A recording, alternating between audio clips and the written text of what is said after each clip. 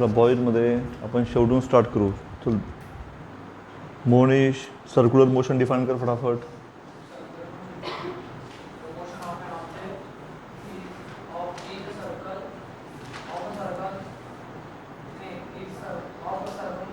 along the circumference of a circle is called as revolution motion. कान फटीत द्यायला पाहिजे तुम्हाला. चल तुम्ही दोन्ही जण पुढे बसा इकडे. हां दोन्ही जण इकडे या सरळ पुढे. सांग तू.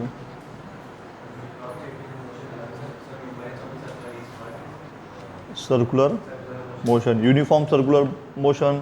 जर स्पीड कॉन्स्टंट असेल तर युनिफॉर्म सर्क्युलर मोशन. अरे इथे बसा ना बाजूला बसा ना. सर इकडे या थर्ड लाईन करा किती. सर इकडे सरक सरक अजून चादर सर मागे जा तिकडे. ते तुझी हाईट कमी तू पुढे बस ना. प्रत्येक गोष्ट मी सांगायला पाहिजे का. नॉन युनिफॉर्म सर्क्युलर मोशन जर स्पीड कॉन्स्टंट नसेल किंवा स्पीड व्हॅरी होत असेल तर ती असेल non uniform circular motion. Ayush period of revolution define कर.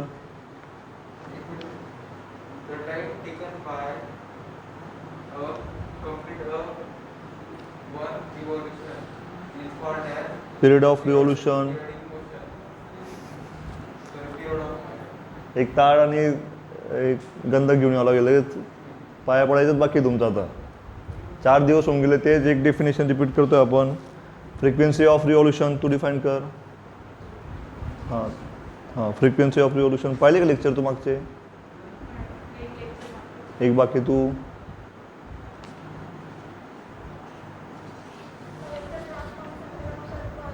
काय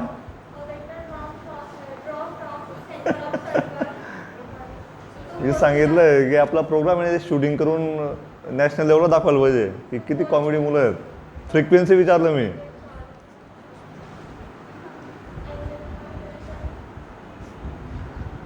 फ्रिक्वेन्सी म्हणजे the number of revolutions per unit time.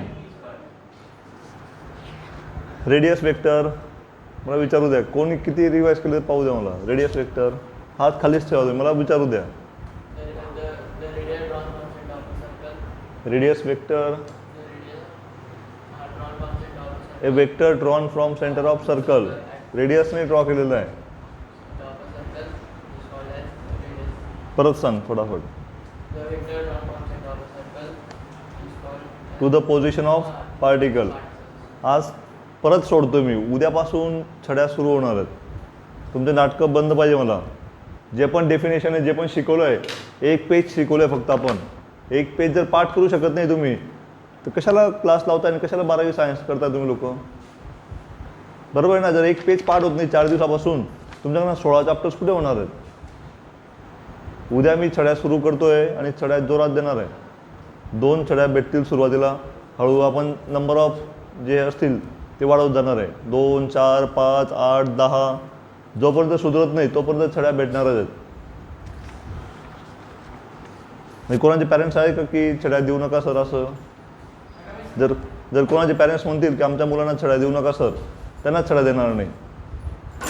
तुम्हाला जर छड्या नको आहेत तुम्ही तुमच्या पॅरेंट्सला मला बोलायला लावा माझ्याशी. बरोबर आहे.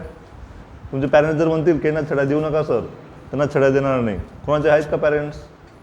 फोन करायला लावा मला किंवा भेटायला लावा. नेक्स्ट अँग्युलर वेलॉसिटी तू कर डिफाइन.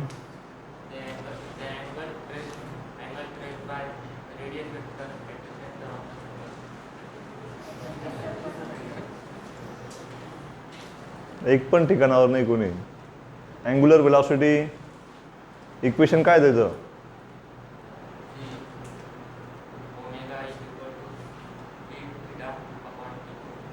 डी थिटा म्हणजे angle trace by radius vector per unit time. डिवाइडला टाइम आहे ना.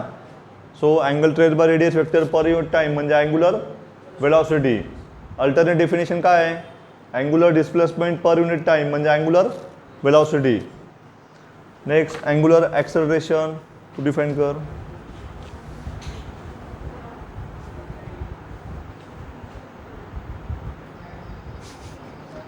एक पण ठिकाणावर नाही कोणीच.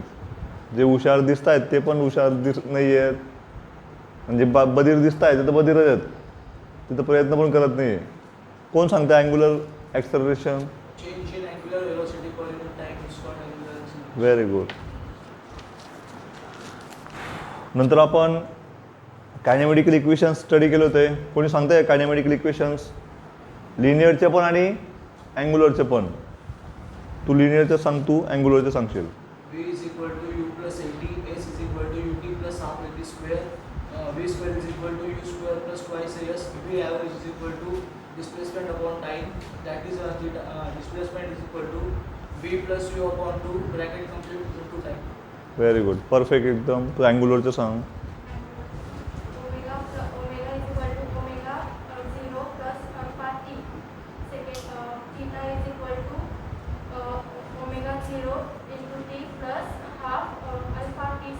Perfect. Omega square is equal to omega 0 square plus twice alpha theta. Very good. हा लास्ट सांगून दे. डिस्प्लेसमेंट म्हणजे थीटा इज इक्वल टू हां omega plus omega 0 divide by 2 into time. Very good. जर लक्षात ठेवणार तरच काहीतरी करता येणार आहे मित्रांनो. हे असं नाही की इतिहाससारखं मागचं चॅप्टर माहीत नसेल तरी पुढचं चॅप्टर आपण करू शकतो. भूगोलसारखं मराठीसारखं नाही आहे. मागचं ABCD क्लिअर असेल तरच तुम्हाला स्पेलिंग बनवता येणार आहे. मागचे फॉर्म्युले क्लिअर असतील, कन्सेप्ट क्लिअर असतील तरच पुढचं ते ज्या डिफिकल्ट डेरिव्हेशन आहेत ते डेरिव्हेशन समजणार आहे. आणि डेरिव्हेशन तुम्ही डायरेक्ट पाठ करून काही उपयोग नाही, समजणार नाही, लक्षात राहणार नाही. म्हणून हे बेस पक्का पाहिजे तुमचा. जर पाया पक्का नसेल आणि तुम्हाला स्वतःला करावं लागेल. इकडे पुढे येऊन जा. जर तुम्ही स्वतः जे शिकवलं आहे ते परत परत रिवाईज करणार तर ते होणार आहे. आता ABCD जेव्हा स्टार्टिंगला शिकले तुम्ही त्यावेळेस एका याच्यात ABCD येऊन गेलं का? नाही. तुम्ही 100 टाइम्स ते रिवाईज केलं. जे टेन्सेस होते ते 100 टाइम्स रिवाईज केले तर ते टेन्स समजलं, तर तुम्हाला वर्ड बनवता आले. हे पण तसंच आहे. ही कन्सेप्ट तुम्ही फर्स्ट टाइम स्टडी करतायत, सर्क्युलर मोशन किंवा जे कन्सेप्ट आहेत 12वीच्या, त्या जी पण गोष्ट पहिल्यांदा आपण शिकतोय ते आपल्याला रिवाईज करावं लागेल. परत परत मग तुमची पद्धत तुम्ही शोधा की तुम्हाला एकदा वाचून लक्षात राहतं आहे की 2 वेळेस वाचून की लिहून की 10 वेळेस लिहून. ती तुमची पद्धत तुम्हाला माहिती आहे. तुमचे पर्सनल स्किल येते, बरोबर आहे ना. मी काय करेल, माझं काम आहे चांगल्या नोट्स देणं, चांगले न्यूमरिकल जे न्यूमरिकल येणार आहेत ते सर्व न्यूमरिकल्स घेणं, समजून सांगणं, प्रॅक्टिकली दाखवणं. जर समजलं नाही कन्सेप्ट तर मला विचारा, पण जर समजली असेल इथून तुमचं काम सुरू होऊन जातं. तुमचं काम आहे ते लक्षात ठेवणं. ते तुम्ही कसं लक्षात ठेवतात ते तुमच्यावर डिपेंड आहे. तुम्ही एकदा वाचून लक्षात ठेवा की 100 वेळेस लिहून ठेवा, ते तुमचं स्किल आहे. तुम्हाला लक्षात ठेवायला पाहिजे, बरोबर आहे ना. क्लास का लावला आहे घरच्यांनी की फिजिक्सला कळायला पाहिजे, फिजिक्सला मार्क्स मिळायला पाहिजे. आणि फिजिक्सला मार्क्स केव्हा भेटतील? तुमच्या डोक्यात राहील तेव्हा. जर तुमच्या डोक्यातच काही नसेल तर मग तुम्ही 1 लाखाचा जरी क्लास लावला तरी उपयोग नाही आहे. तुमच्या डोक्यात राहायला पाहिजे. उद्या परत मी विचार करणार, उद्यापासून छड्या सुरू होणार आहेत. कुणी आहे का की माझ्या डोक्यातच राहणार नाही सर? कुणी आहे का? आणि त्याने क्लासलाच बसू देणार नाही. मग मी जो सांगेल की सर माझ्या डोक्यात राहणारच नाही आहे, मी त्याला क्लासला बसू देणार नाही आहे. विनाकारण, कारण तो जर समजा डोक्यात राहत नाही, तो जर दुसरीकडे गेला, कुणाकडे क्लास लावला आहे, नाव माझंच खराब होईल. सरांनी काहीच शिकवलं नाही आहे, बरोबर आहे ना. मग ज्याचा बुद्ध्यांक थोडाफार असेल, जर डोक्यात राहत असेल, त्याची स्वतःची इच्छा असेल, त्यानेच क्लास लावायचा आहे. आहे सर्वांची इच्छा? सर्वांना करायचं आहे ना. तुम्ही हो म्हणणार तर होईल ते. फक्त मी किती पण अवकळ्या केल्या काहीच उपयोग नाही आहे. तुम्ही जर म्हणणार मी करेल तरच होईल. मी तुम्हाला सर्व प्रोव्हाइड करेल. फिजिक्ससाठी कोणतंच बुक घेऊ नका, स्टेट बोर्डचं नाही, टार्गेटचं नाही, कोणतंच नाही. मी ज्या नोट देतो त्या आणि मी जे न्यूमरिकल घेतो ते एवढंच करायचं आहे. याच्या बाहेर कॉलेजला पण येणार नाही, बोर्डला पण येणार नाही.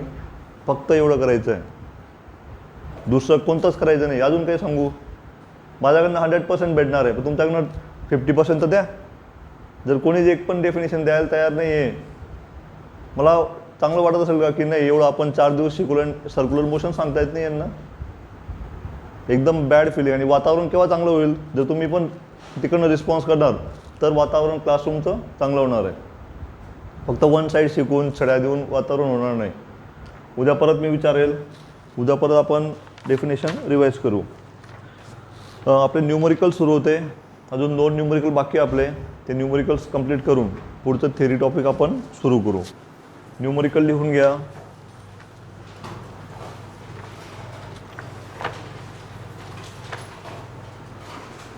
आणि अजून परत एकदा सांगतो, कोणतंही न्यूमरिकल कोणताही टॉपिक समजला नसेल तुम्ही बिंदास मला फोन करा.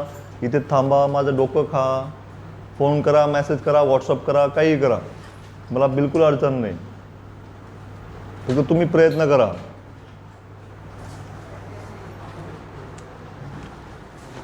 चला पुढचं न्यूमरिकल लिहून घ्या.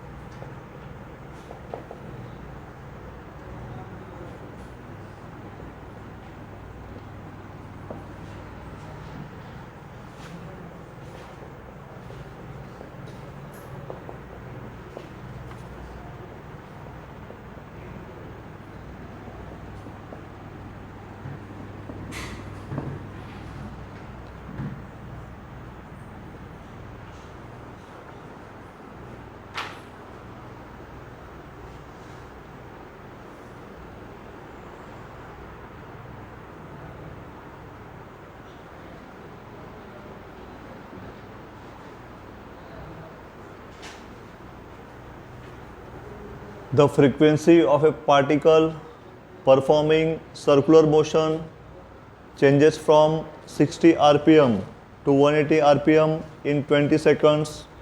Calculate its angular acceleration. लिहून झाले? ठीक आहे, सर्वांनी लक्ष द्या. एक पार्टिकल सर्क्युलर मोशन परफॉर्म करतोय, त्याची जी फ्रिक्वेन्सी असेल that changes from 60 rpm revolutions per minute, म्हणजे रिव्हॉल्युशन्स पर युनिट टाईम, म्हणजे ती आहे फ्रिक्वेन्सी. सुरुवातीला फ्रिक्वेन्सी आहे 60 rpm, नंतर फ्रिक्वेन्सी होते 180 rpm.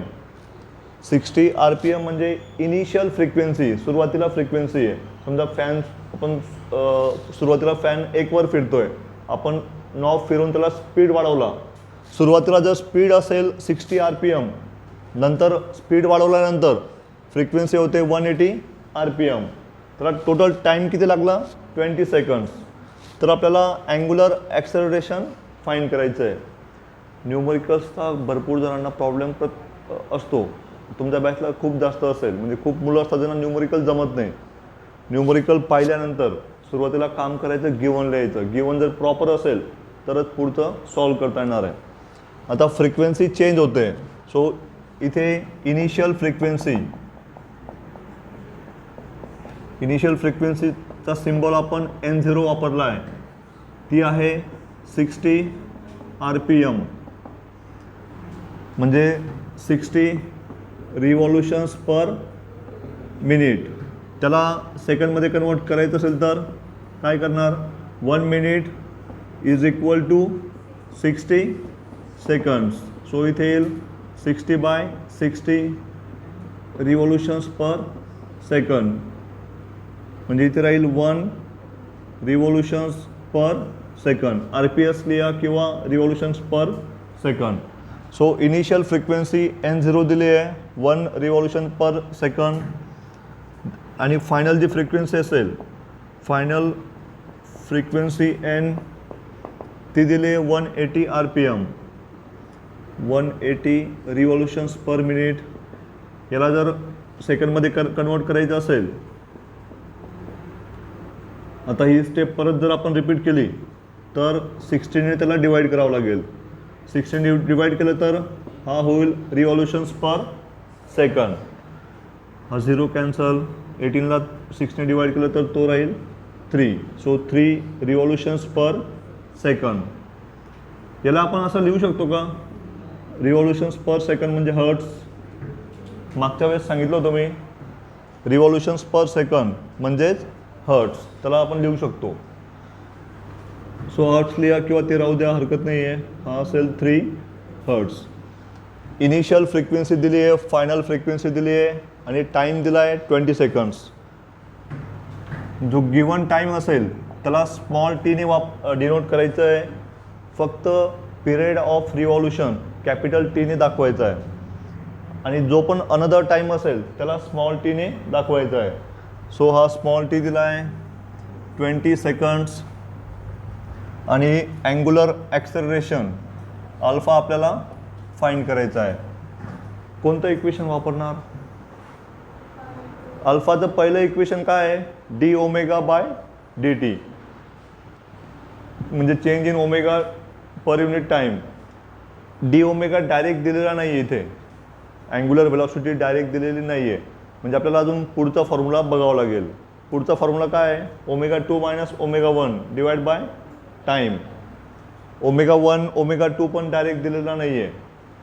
मग पुढे अजून ओमेगा 2 म्हणजे 2 पाय एन आणि ओमेगा 1 म्हणजे 2 पाय N0 किंवा 2 पाय N2 मायनस N1 केलं आहे आपण. 2 पाय कॉमन करून तो फायनल इक्वेशन जे आहे ते आपल्याला वापरता येणार आहे. We know alpha is equal to twice pi N2 minus N1 किंवा N minus N0 upon time T. Final frequency N, initial N0 आणि टाईम पण दिला आहे. टाईम दिला आहे, N दिला आहे, N0 दिला आहे. व्हॅल्यू इन्सर्ट करून अल्फा फाइंड करता येईल. हे गिवन लिहून घ्या, व्हॅल्यू इन्सर्ट करा, कॅल्क्युलेशन करा.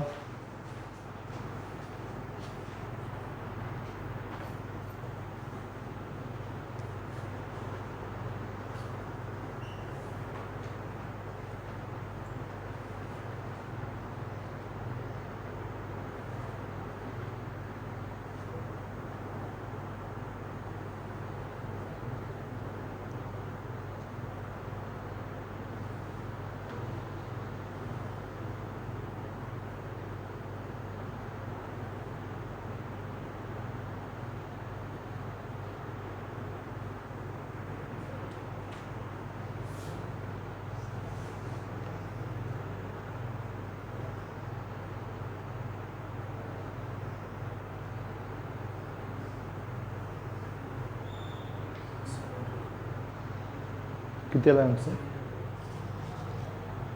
70 72 नाही ना एवढं आन्सर. 3.14 पाय रॅडियनमध्ये इन्सर्ट करायचा. 3.14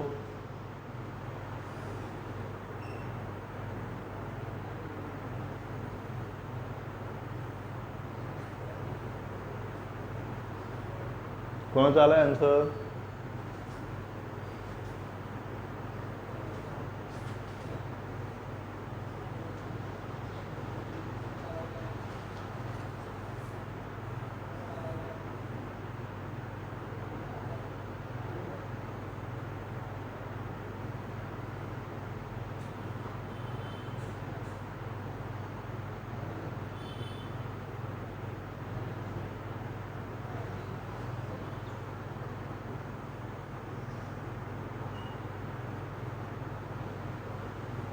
three minus 1 2 4 pi divide by 20.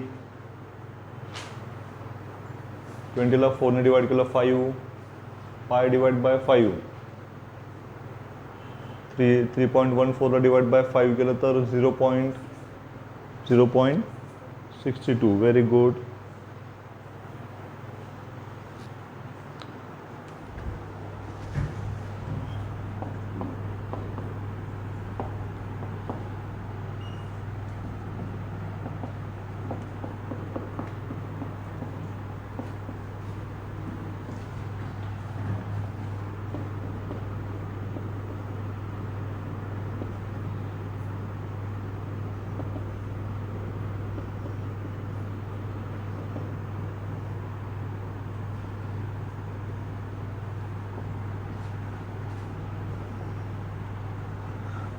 3ला 5ने डिवाइड जात नाही, डेसिमल पॉईंट शिफ्ट करा, 0 पॉईंटमध्ये ॲन्सर येईल. 31ला 5ने डिवाइड केलं तर 6, नंतर 1 4 राहील. 14ला 5ने डिवाइड केलं तर 2, तो 0.62. So finally alpha will be 0.62. Unit काय असेल? Unit radian per second square. Alpha angular acceleration, त्याचे युनिट असेल radian per second square.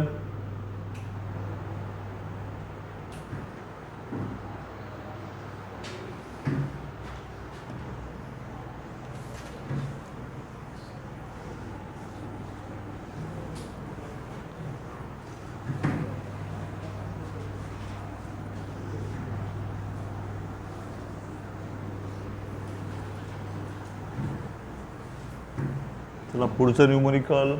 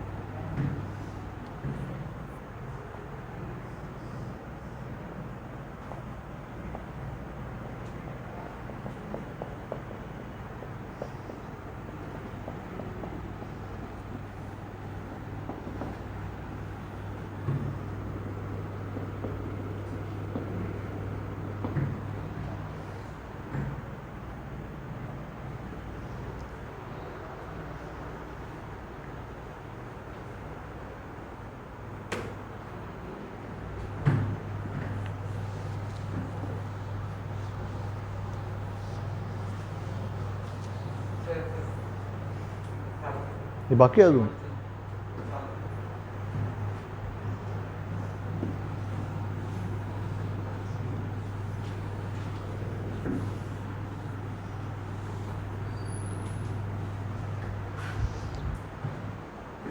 Ayush तुझा स्पीड कमी असेल ना, एक काम सांगतोय तुला, एक जर कमी असेल ना काय करायचं, जवळ झाले तर सोडून द्यायचं आणि पुढे कंटिन्यू करायचं. शेवटी जाताना कोणाचं नोटबुक ज्याची कंप्लीट असेल फोटो काढून घ्यायचा, घरी तेवढं पूर्ण करून घ्यायचं. जर तू बोलला ना स्पीडचा प्रॉब्लेम आहे असं, जर राहिलं तर पुढे एक काय करायचं की फोटो काढून घरी बाकीचा करता येईल, जागा सोडून द्यायची. लिहून झालं बाकीच्यांचं सर्वांचं? कोणाचं बाकी लिहायचं न्यूमरिकल? झालं. चला लक्ष द्या, सर्वांनी लक्ष द्या. हे आपलं बोर्डचं एक्झाम्पल आहे, थोडंसं महत्त्वाचं एक्झाम्पल आहे. सर्वांनी लक्ष द्या. बाकी असेल लिहायचं नंतर लिहा, हे असं मी राहू देणार आहे. A fan is rotating at 90 revolutions per minute. फॅनचा हा इनिशियल स्पीड दिला आहे. सुरुवातीला फॅन रोटेट करतोय 90 रिव्हॉल्युशन्स पर मिनिट. हा 90 रिव्हॉल्युशन्स पर मिनिट गिवन लिहिताना एखादी व्हॅल्यू दिसली लगेच ती लिहायची आणि त्याचा जो सिम्बॉल असेल तो पण लिहायचा आहे. सुरुवातीला स्पीड आहे 90 रिव्हॉल्युशन्स पर मिनिट, म्हणजे हा इनिशियल इनिशियल स्पीड किंवा सॉरी इनिशियल फ्रिक्वेन्सीचा सिम्बॉल N0 आपण तो याच्यात वापरला आहे कायनेमॅटिकल इक्वेशन्समध्ये ओमेगा 0 म्हणजे इनिशियल अँग्युलर वेलॉसिटी आणि N0 म्हणजे initial frequency. So initial frequency N0 ती दिले 90 रिव्होल्युशन्स पर मिनिट. त्याला RPSमध्ये जर कन्वर्ट करायचं असेल तर डिवाइड बाय 60. हा कॅन्सल होईल. 3ने जर डिवाइड केलं तर इथे राहील 2 आणि इकडे 3. सो हा येईल 3/2 रिव्होल्युशन्स पर मिनिट. 3ला 2ने डिवाइड केलं तर 1.5 रिव्होल्युशन्स पर मिनिट. ही इनिशियल फ्रिक्वेन्सी दिलेली आहे. काय झालं?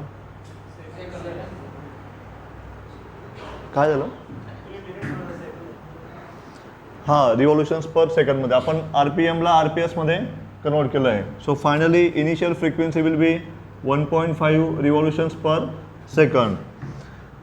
शक्यतोवर जर फ्रिक्वेन्सी दिली असेल तर अँग्युलर वेलॉसिटी पण तिथेच काढून घ्यायची, म्हणजे पुढे आपल्याला डायरेक्टली इन्सर्ट करता येईल. सो इनिशियल फ्रिक्वेन्सी दिली आहे, देअरफॉर इनिशियल अँग्युलर वेलॉसिटी त्याचं सिम्बॉल असेल ओमेगा 0. इक्वेशन काय आहे इनिशियल अँग्युलर वेलॉसिटीचं? काय इक्वेशन येईल? 2πn हे इक्वेशन आपण यूज केलं आहे. जर फ्रिक्वेन्सी असेल N0 तर वेलॉसिटी पण असेल ओमेगा 0. ओमेगाचे आपण 3 इक्वेशन्स स्टडी केले आहेत. चला ओमेगा आधी ते एकदा क्लिअर करू. ओमेगाचं पहिले इक्वेशन काय होतं? θ/टाईम. थीटा दिलेला नाही आहे, टाईम पण नाही आहे, ते वापरता येणार नाही. सेकंड काय होतं? 2π/T. कॅपिटल T इथे दिसत नाही आहे, ते पण वापरता येणार नाही. थर्ड काय होतं? 2πn.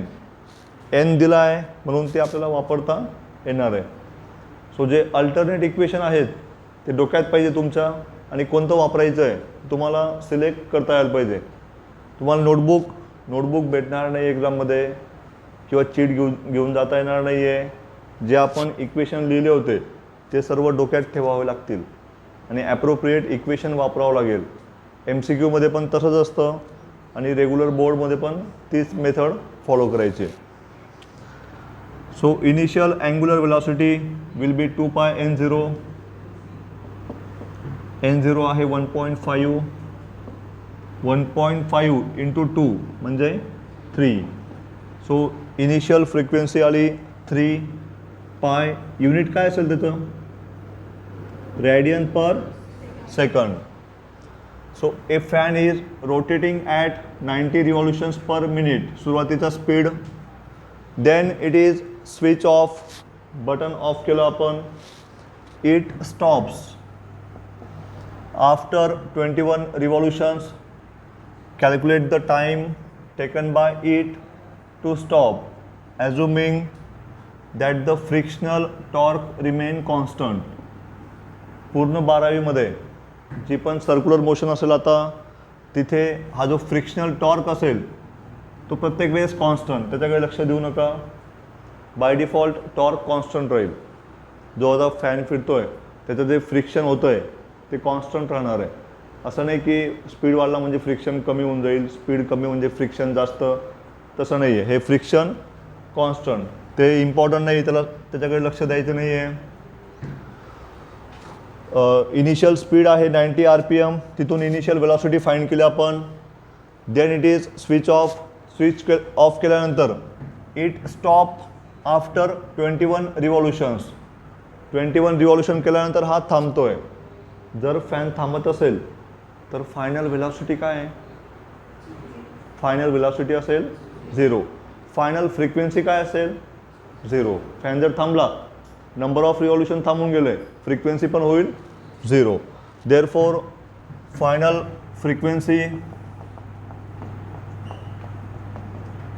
फ्रिक्वेन्सीचा सिम्बॉल N. ती असेल 0 RPS. Therefore final angular velocity omega that will B also 0, कारण हा जो ओमेगा असेल दॅट इज 2πn n 0 आहे म्हणून हा ओमेगा पण 0 असेल. So it will be 0 radian per second. Omega is equal to 2πn n 0 आहे म्हणून ओमेगा पण असेल 0. हा स्टॉप होतो आहे म्हणजे फायनल फ्रिक्वेन्सी 0. आणि नंबर ऑफ रिव्हॉल्युशन किती दिले आहेत 21. अँड नंबर ऑफ रिव्हॉल्युशन्स त्याचा सिम्बॉल घेतला आहे आपण. नंबर ऑफ रिव्हॉल्युशनचा सिम्बॉल काय आहे, इक्वेशन लिहिले ना, नंबर ऑफ रिव्हॉल्युशन्स याचा सिम्बॉल काय घेतला आहे आपण इक्वेशन्समध्ये. एक नोट लिहून दिली बघा, कॅपिटल एन. कॅपिटल एन म्हणजे नंबर ऑफ रिव्हॉल्युशन्स ते दिले आहेत 21. Then calculate the time taken by it to stop. Small T find करायचं आपल्याला. हे आपण काय केलं, जे दिसतंय ते आपण गिवन फॉर्ममध्ये लिहून घेतला, तो डेटा आपण काढून घेतला, जे आपल्याला गरज नाही ते तिथे राहू दिलं. आता एकदा परत सांगतो, समजा फॅन फिरतोय, त्याच्या सुरुवातीला स्पीड आहे 90 RPM. स्विच ऑफ केला आपण, हळूहळू फॅन थांबून जाईल. फॅन थांबला म्हणजे शेवटचा स्पीड 0. आणि थांबताना नंबर ऑफ रिव्हॉल्युशन किती केले त्याने 21. बटन बंद केल्यानंतर नंबर ऑफ रिव्हॉल्युशन्स 21. त्यांनी विचारलं की किती टाईम लागेल, बटन बंद केल्यानंतर तो थांबायला किती टाईम लागतोय ते आपल्याला फाईंड करायचं आहे. हा टाईम म्हणजे स्मॉल टी असेल.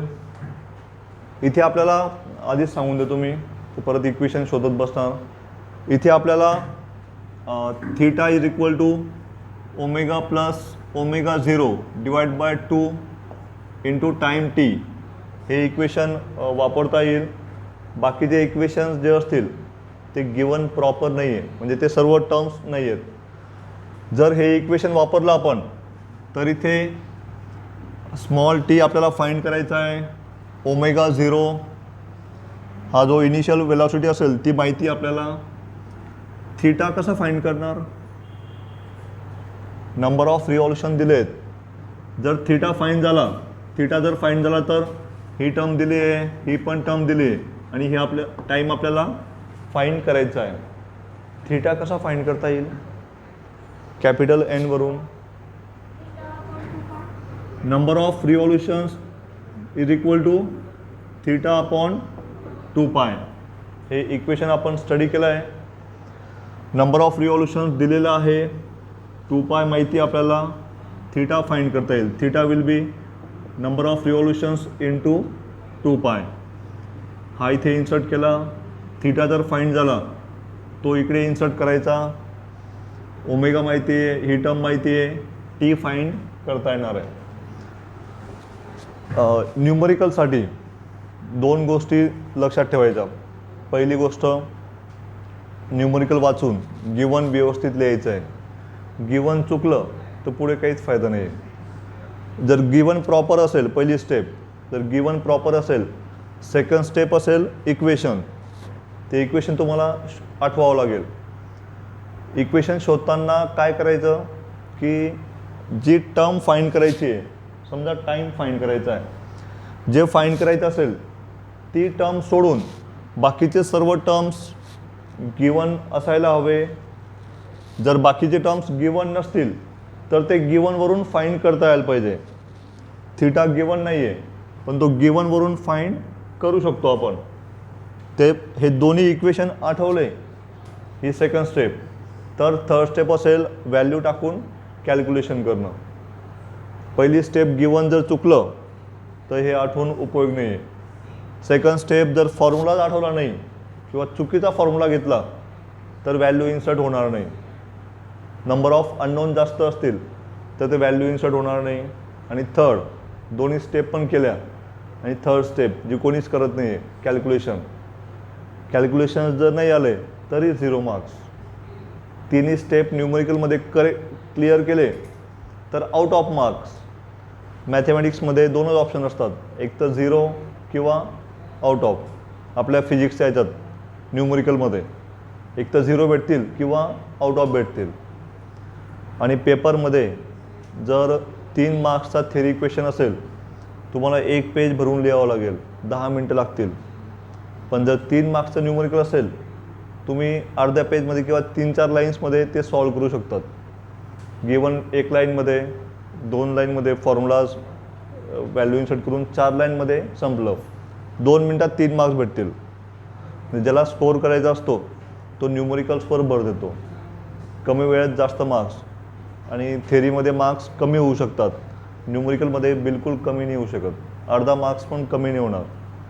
म्हणजे त्याचा फायदा पण आहे न्यूमरिकल्सचा. आणि अजून सेकंड फायदा काय आहे, ज्यांना पण BSc करायचं नाही आहे, कोणाला ॲग्रिकल्चर करायचं आहे, कोणाला फार्मसी, कोणाला इंजिनिअरिंग किंवा मेडिकल, सर्वांना एंट्रान्स टेस्ट द्यावी लागणार आहे. आणि त्या एंट्रान्स एक्झाममध्ये फिजिक्ससाठी सर्व न्यूमरिकल असतील, थेरी नाही. ते न्यूमरिकलसाठी ह्या स्टेप तिथे पण लागतात. MCQ वाचायचा, गिवन लिहायचं, फॉर्म्युला आठवायचा, गिवन व्हॅल्यू टाकायचा, कॅल्क्युलेशन करायचं, हे सर्व तिथे असणार आहे. ठीक आहे, 2 इक्वेशन आपण वापरू. एक गिवन लिहून घ्या.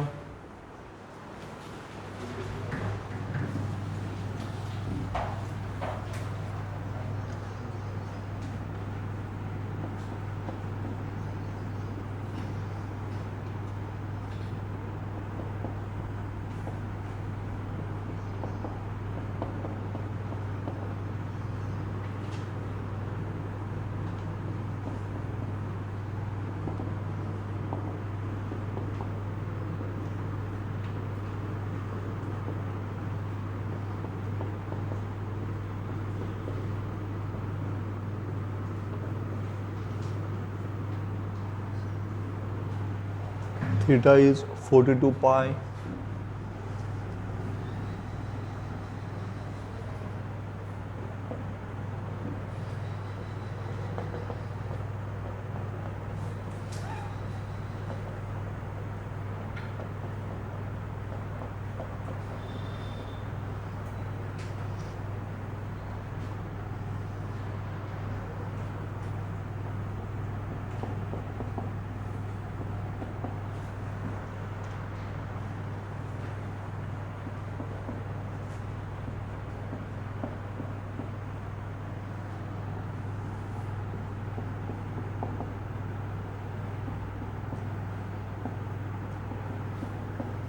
चला टाइम फाइंड करा.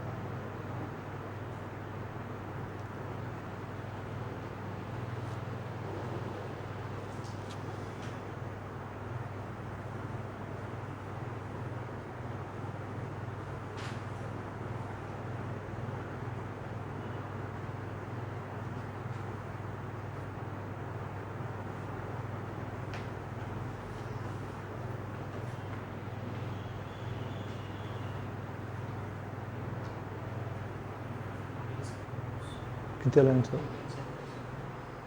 किती? 28 seconds. Very good. गौरवचं आन्सर आलंय. अजून कोणी आला आन्सर? कोणाचं लिहितोय?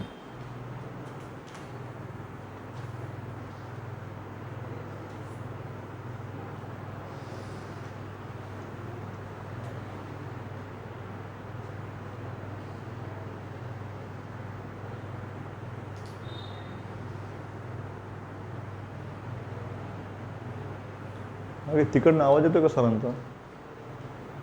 सरांचा आवाज येतो का जास्त? डिस्टर्ब होतो ना थोडंसं. आवाज येतोय पण कंटिन्यू.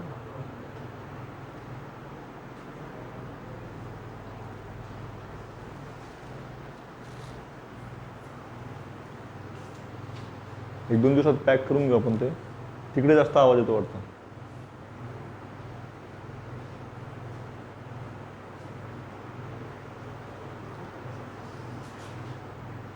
अजून कोणाचा आला आहे आन्सर?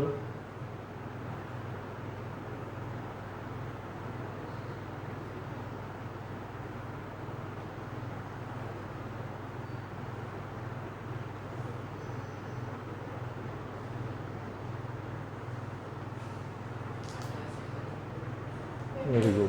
28 सेकंड्स. 42 divide by 1.5.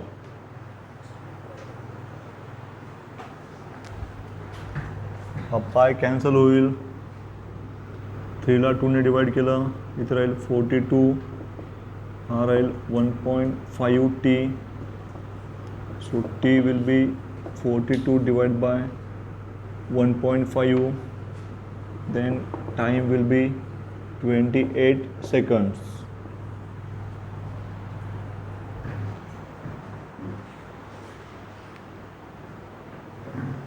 या संडेला एक्झाम राहील, पुढच्या संडेला ऑफलाईन एक्झाम राहील. सर्वांनी अभ्यास सुरू करून द्या आता. हो, फक्त हे चॅप्टर घेऊ आपण. नेक्स्ट संडेला मागचे चॅप्टर पण आणि हे पण असं कंबाईन करून घेऊ वाटलं. हळूहळू तुम्ही फ्लोमध्ये आले की आपण वाढवत जाऊ थोडी लेवल.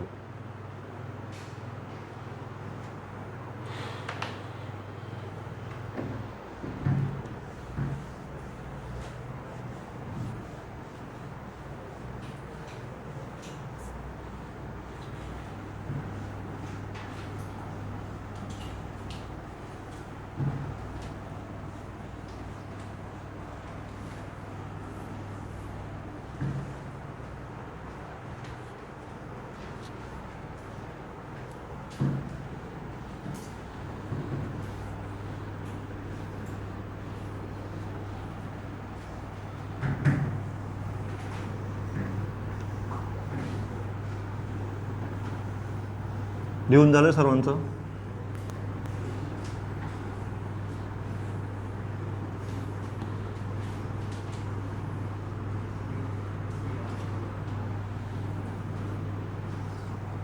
पुढे एक क्वेश्चन लिहून द्यायचा आहे मला. Distinguish between uniform circular motion and non uniform circular motion. त्यांचा डिस्टिंग्विश मी लिहून देतो आहे. तो मोस्ट इम्पॉर्टंट क्वेश्चन असेल.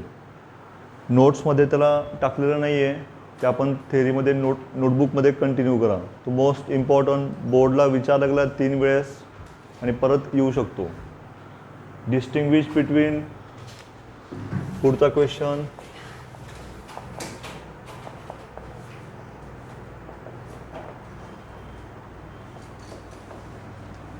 Uniform circular motion and non-uniform circular motion.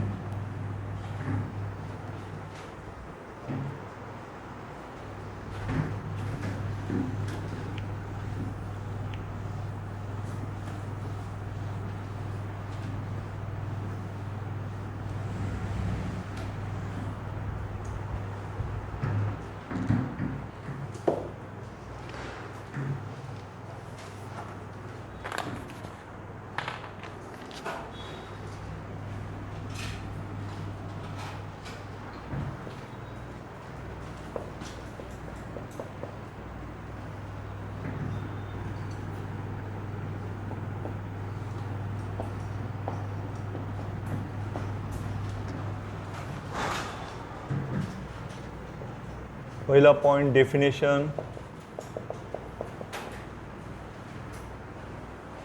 Definition तुम्ही लिहून घेणार, 3 लाईन सोडून द्या.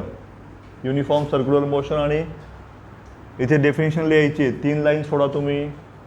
ते परत ते आपण रिपीट करण्यात काय अर्थ नाही आहे. डेफिनेशन माहिती आहे सर्वांना. परत तुम्ही घरी लिहून घ्या, परत टाईम वेस्ट होण्यापेक्षा. पहिला पॉइंट डेफिनेशन, घरी डेफिनेशन लिहा, 3 लाईन सोडून द्या.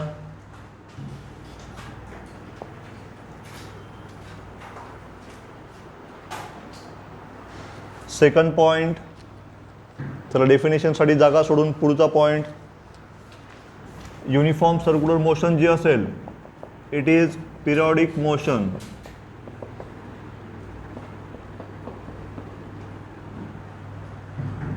Non uniform circular motion periodic असेल का? जे नॉन युनिफॉर्म सर्क्युलर मोशन आहे ते पिरियॉडिक असेल का?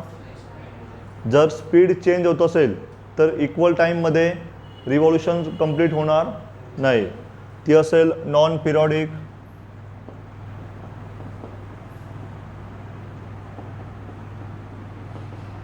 या क्वेश्चनला लिहून घ्या, इम्पॉर्टंट.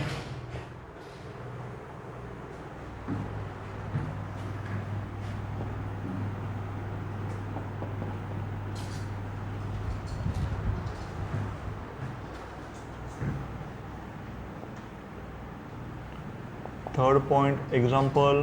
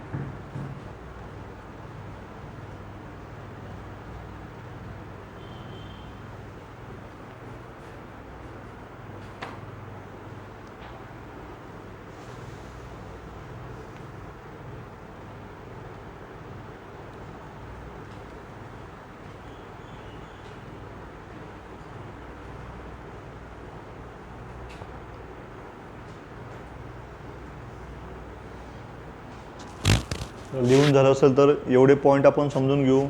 अजून एक पॉईंट बाकी आपला. आधी हे समजून घेऊ आपण, नंतर पुढचा पॉईंट लिहून घेऊ. चला सर्वांनी लक्ष द्या. कोणाचं बाकी लिहायचं? दर्शन किती बाकी आहे? शेवटचा पॉईंट आहे का? लिहू.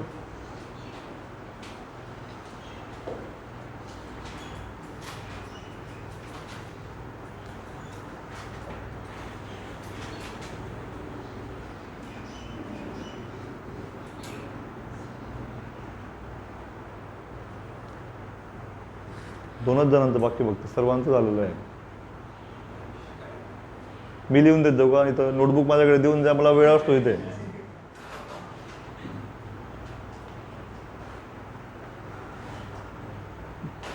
चला लक्ष द्या इकडे. युनिफॉर्म सर्क्युलर मोशन आणि नॉन युनिफॉर्म सर्क्युलर मोशन त्यांचा डिस्टिंग्विश. हा जो क्वेश्चन आहे याला 3 अल्टरनेट क्वेश्चन येऊ शकतात. पहिला तर डिस्टिंग्विश, ठीक आहे. सेकंड ऑप्शन, सर्वांनी लक्ष द्या, मी जेव्हा शिकवेल सर्वांनी वरती लक्ष द्यायचं. पहिला क्वेश्चन येऊ शकतो distinguish between UCM non UCM. Second alternate question, explain uniform circular motion. हा जर क्वेश्चन आला तर हे फक्त युनिफॉर्म सर्क्युलर मोशनचे पॉईंट, सर्व पॉईंट लिहून टाकायचे. हा पण क्वेश्चन येऊ शकतो. Third, explain non uniform circular motion. हा क्वेश्चन आला तर दुसरं काहीच लिहायचं नाही, पूर्ण हे पॉईंट सर्व लिहून टाकायचे, ठीक आहे. हा क्वेश्चन तुमच्या नव्या जे सिलेबस आहे त्याच्याप्रमाणे येऊ शकतो. फक्त सेपरेट एक्सप्लेनेशन जरी आलं तरी हेच पॉईंट लिहायचे, कंबाईन आलं तरी हेच पॉईंट लिहायचे. Second point, uniform circular motion periodic असेल कारण ती स्पीड कॉन्स्टंट आहे, म्हणून इक्वल टाईममध्ये इक्वल डिस्टन्स ट्रॅव्हल करेल किंवा इक्वल रिव्हॉल्युशन्स कंप्लीट करेल. नॉन UCMमध्ये स्पीड कमी जास्त होतो आहे, म्हणून इक्वल टाईममध्ये इक्वल रिव्हॉल्युशन्स कंप्लीट नाही होणार, म्हणून हे असेल non periodic motion. Example, motion of earth around sun. हे असेल UCM. इथे स्पीड कॉन्स्टंट आहे अर्थचा. इकडे example, when fan is switch off or on then its particles perform non UCM. जर फॅन आपण समजा फॅन जर ऑन किंवा ऑफ केला, याचे जे पार्टिकल असतील, आता फॅन रोटेट होतो आहे, जर फॅन रोटेट होत असेल, समजा फॅन रोटेट होतो आहे, त्यावेळेस त्याचे जे पार्टिकल असतात ते सर्क्युलर मोशन परफॉर्म करतात. समजा हा पार्टिकल जर रोटेट होत असेल तर हा पार्टिकल सर्क्युलर मोशन परफॉर्म करेल. प्रत्येक पार्टिकल स्वतःचं वेगळं सर्कलमध्ये तो मूव करेल, ठीक आहे. जर फॅन आपण स्विच ऑफ केला तर स्पीड कमी होत जातो. स्पीड कमी होत असेल म्हणजे सर्क्युलर मोशनचा स्पीड पण कमी होईल. सो फॅनचे जे पार्टिकल असतील they will perform non uniform circular motion. Fan बंद केला तर स्पीड कमी होईल सर्क्युलर मोशनचा, फॅन सुरू केला तर स्पीड वाढेल. तर ती असेल नॉन UCM. नॉन UCMमध्ये स्पीड व्हॅरी होतो आहे आणि UCMमध्ये स्पीड कॉन्स्टंट आहे.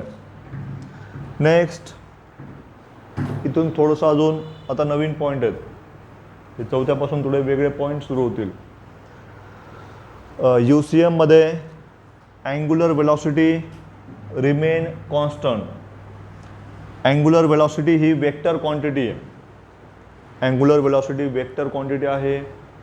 या वेक्टर क्वांटिटीला मॅग्निट्यूड पण असतं आणि डायरेक्शन पण असतं. जर UCM असेल तर अँग्युलर वेलॉसिटीचं मॅग्निट्यूड पण कॉन्स्टंट आणि त्याचे डायरेक्शन पण कॉन्स्टंट, म्हणून ती जी असेल वेलॉसिटी विल रिमेन कॉन्स्टंट. पण नॉन UCMमध्ये ही अँग्युलर वेलॉसिटी कॉन्स्टंट राहत नाही, स्पीड कमी जास्त होतो आहे, म्हणजे अँग्युलर वेलॉसिटी पण कॉन्स्टंट नाही आहे. So omega will not be equal to constant. UCMमध्ये जर ओमेगा कॉन्स्टंट आहे तर हा जो अल्फा असेल 0. असं का होतं आहे? ओमेगा जर कॉन्स्टंट असेल तर अल्फा 0 का येतो आहे? ओमेगा 0 नाही आहे, कॉन्स्टंट आहे.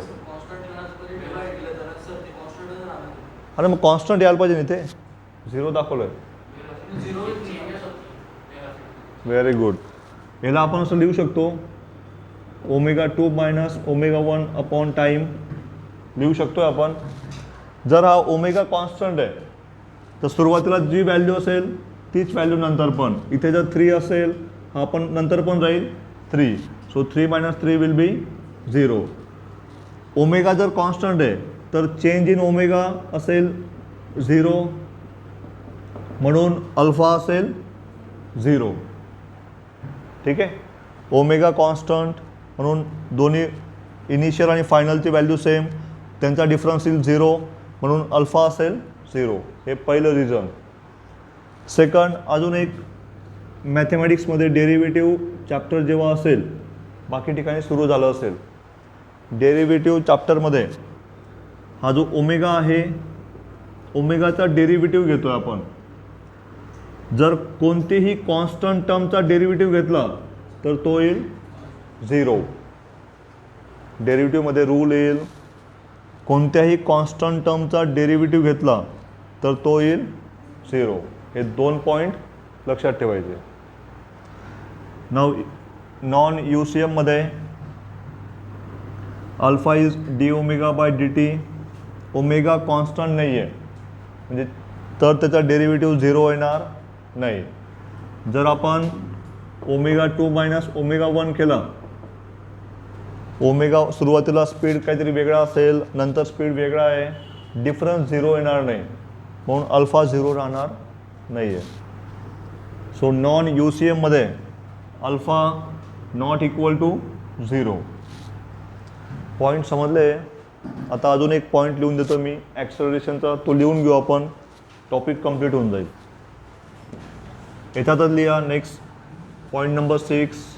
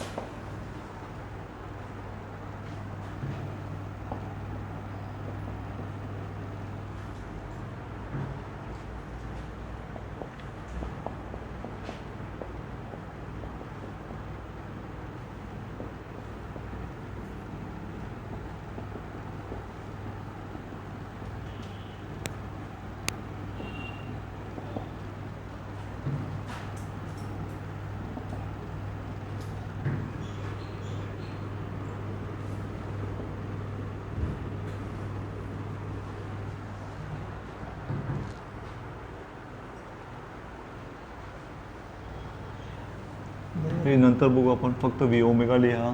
अल्टरनेट फॉर्म नंतर बघू.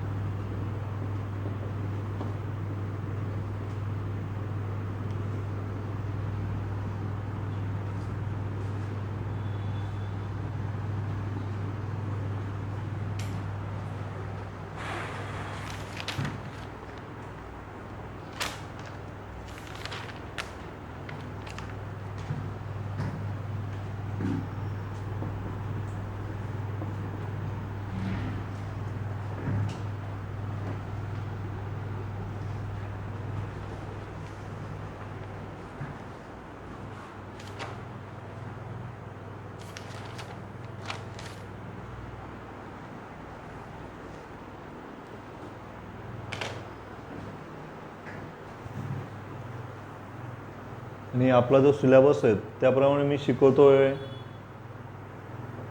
आपल्याला ते अभ्यास करायचाच आहे.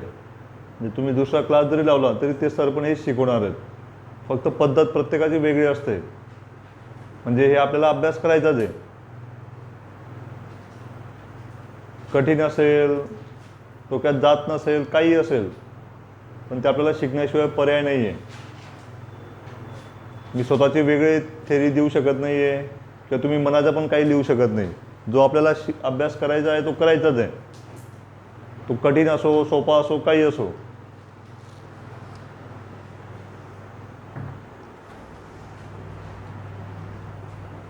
तर लिहून झालं?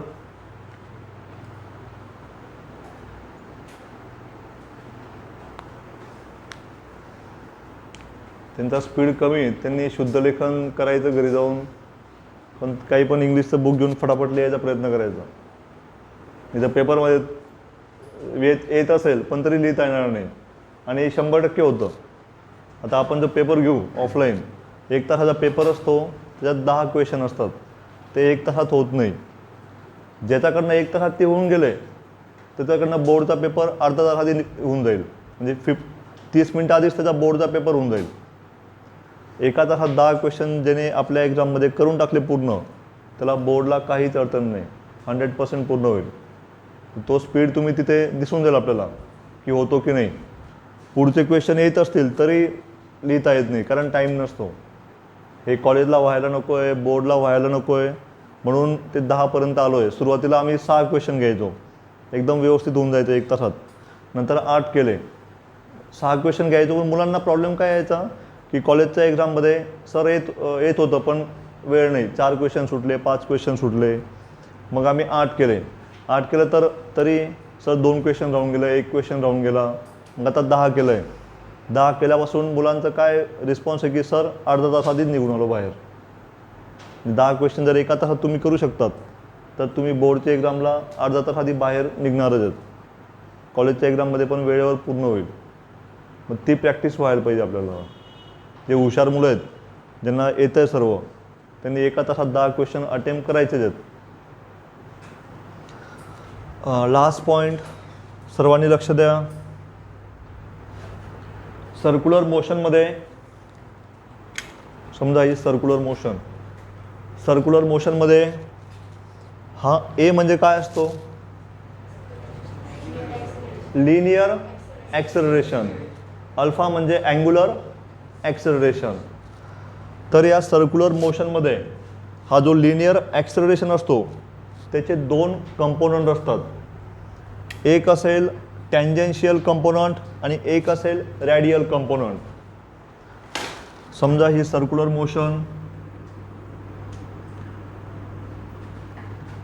मोशन परफॉर्म करताना हा जो लिनियर ॲक्सेलरेशन असेल याचे 2 कंपोनंट. एक असेल टँजेन्शियल, म्हणजे इथून तो टँजेन्शियली बाहेर निघेल. टँजंट म्हणजे a straight line which is just touching the curve. हा टँजंट आपण ड्रॉ केला. टोटल ॲक्सेलरेशनचा एक पार्ट म्हणजे एक कंपोनंट असेल टँजेन्शियल, म्हणजे अलॉंग दिस टँजंट तो जाईल. आणि जो सेकंड कंपोनंट असेल तो असेल रॅडियल, म्हणजे तो असेल along the radius and towards the centre. याचं अजून उद्या परत बघू आपण. एक लक्षात ठेवायचं, सर्क्युलर मोशनमध्ये लिनियर ॲक्सेलरेशनचे 2 कंपोनंट. एक असेल टँजेन्शियल AT आणि सेकंड असेल रॅडियल AR. हा जो टँजेन्शियल कंपोनंट असतो AT, त्याचं इक्वेशन असेल R म्हणजे रेडियस इंटू अल्फा. अल्फा म्हणजे angular acceleration and it is due to change in velocity. हे जे ॲक्सेलरेशन आहे it is due to change in velocity per unit time. हे माहिती आहे आपल्याला. Acceleration is dv/dt. ठीक आहे. तर हा टँजेन्शियल असेल R अल्फा, it is due to change in direction of velocity और मॅग्निट्यूड ऑफ वेलॉसिटी. आणि सेकंड जो असेल AR रॅडियल कंपोनंट, याचं पुढे परत बघू आपण. That will be product of V into omega. V म्हणजे लिनियर वेलॉसिटी, ओमेगा म्हणजे अँग्युलर वेलॉसिटी. यांचा प्रोडक्ट म्हणजे असेल AR. ही पहिला पॉईंट की सर्क्युलर मोशनमध्ये total acceleration is under root AT² plus AR². आता सेकंड पॉईंट, जर युनिफॉर्म सर्क्युलर मोशन असेल तर ओमेगा काय असतो? कॉन्स्टंट. आणि अल्फा काय असेल? युनिफॉर्म सर्क्युलर मोशनमध्ये अल्फा काय असेल? काही शिकवलं का आता? 0. UCM अल्फा असेल 0. जर अल्फा 0 असेल, हा अल्फा जर 0 असेल तर AT काय असेल? 0. सो युनिफॉर्म सर्क्युलर मोशनमध्ये अल्फा 0 असतो, म्हणून tangential acceleration r alpha that will be 0. पण नॉन युनिफॉर्म सर्क्युलर मोशनमध्ये अल्फा नॉट इक्वल टू 0, म्हणून tangential acceleration not equal to 0. जर आपण हा AT0 इथे पुट केला, हा जो टँजन्शियल ॲक्सेलरेशन आहे हा जर इथे पुट केला तर इथे काय राहील? 0 प्लस AR² स्क्वेअर रूटमध्ये, म्हणजे अंडर रूट AR² म्हणजे काय राहिला? AR. सो युनिफॉर्म सर्क्युलर मोशनमध्ये AT0 आहे, म्हणून जो टोटल ॲक्सेलरेशन असेल that will be equal to radial acceleration. Uniform circular मोशनमध्ये अल्फा 0 म्हणून AT0 आहे, टँजन्शियल 0 आहे, म्हणून total acceleration is equal to radial acceleration. And radial acceleration आहे V ओमेगा. समजलं आहे पॉईंट? पण जर नॉन UCM असेल तर त्याच्यात हा AT0 नाही आहे आणि AR पण 0 नाही आहे. मग त्यावेळेस टोटल ॲक्सेलरेशन जे असेल, टोटल ॲक्सेलरेशन असेल under root AT² plus AR². ठीक आहे?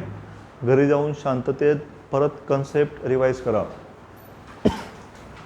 तुमची बॅच लकी बॅच आहे.